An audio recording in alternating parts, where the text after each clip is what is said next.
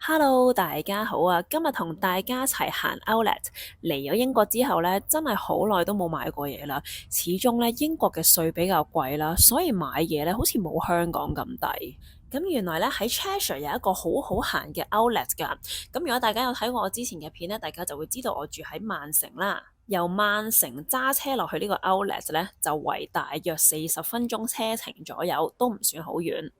咁等我今日咧同大家睇下呢個 Outlet 有啲乜嘢買，同埋係咪真係咁抵買先。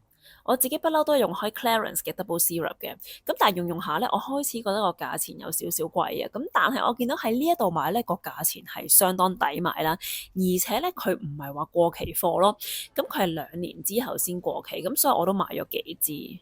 我真心覺得呢一度咧係比我想象中多嘢行好多噶，我冇諗到英國嘅 Outlet 咧係可以有咁多嘢買咯。揸車嘅朋友咧，亦都唔需要話擔心冇位泊車啦，因為呢一度係真係有大量嘅位俾大家泊車㗎。咁我哋嚟到嘅時候咧，第一個停車場已經係 full 晒㗎啦。咁但係我哋再行入多少少咧，就即刻有第二個停車場啦。順帶一提啊，呢一度咧係 pet friendly 㗎，所以大家係可以帶埋自己嘅寵物一齊嚟行街㗎。喺我啱啱掛住講嘢嘅時候咧，我相信大家已經見到兩邊咧係有啲咩鋪頭啦，都係賣下衫啊，賣下化妝品啊，賣下啲錶啊嗰啲嘢啦。咁除咗有嘢買之外咧，呢一度咧都有嘢食嘅。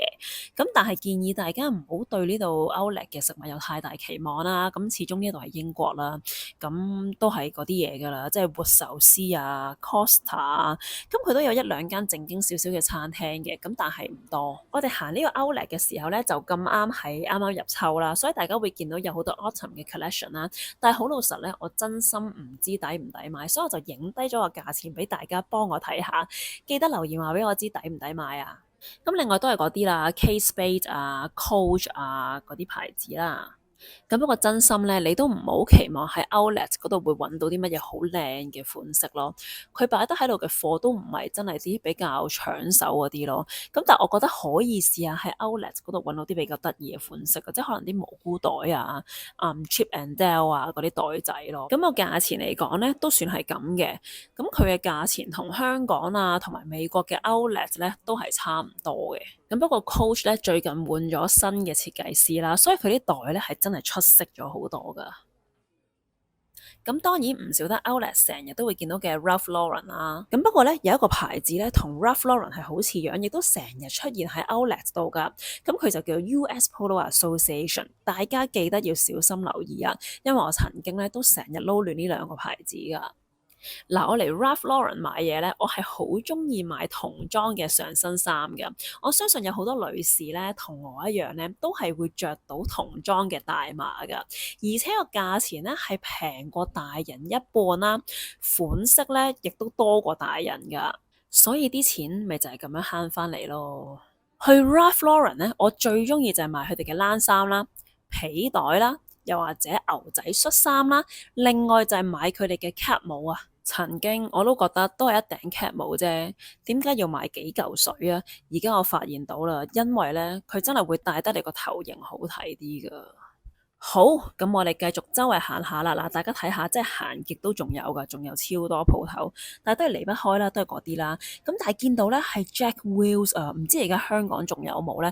但係呢啲咧，即係中學嘅回憶嚟嘅。以前中學咧，即係個個學生咧都一定要買件 Jack Will 噶，買 hoodies 啊、筆袋啊，跟住小背心啊，所有嘢咧都一定要係 Jack Wills 噶。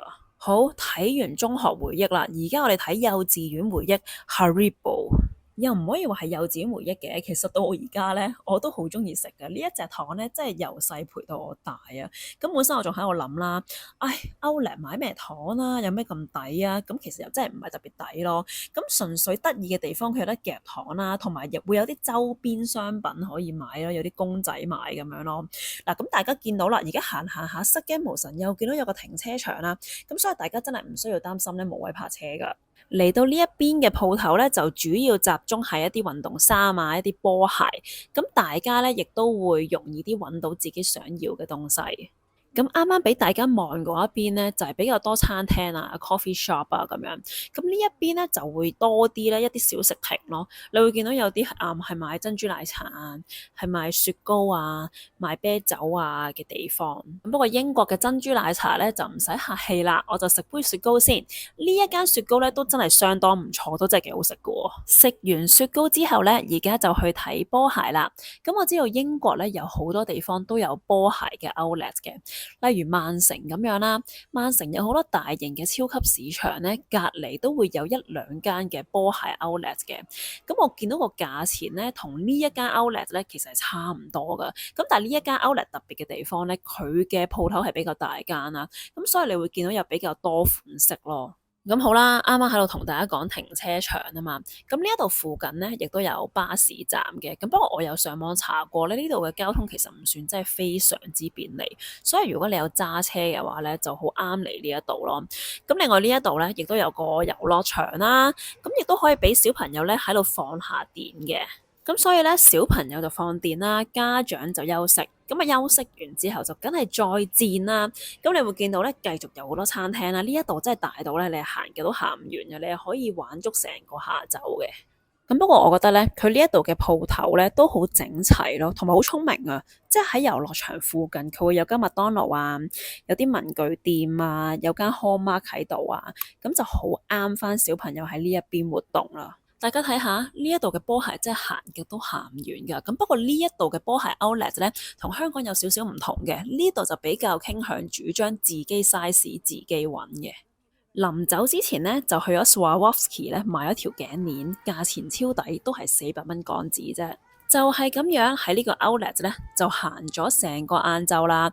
而家咧就揸翻40分鐘車翻曼城啦。仲有啊，啱啱唔記得咗講，就算你喺呢一度唔消費咧，你都可以免費泊車噶。就係咁啦，多謝大家支持，記得睇埋我其他片啊。我哋下條片再見啦，拜拜。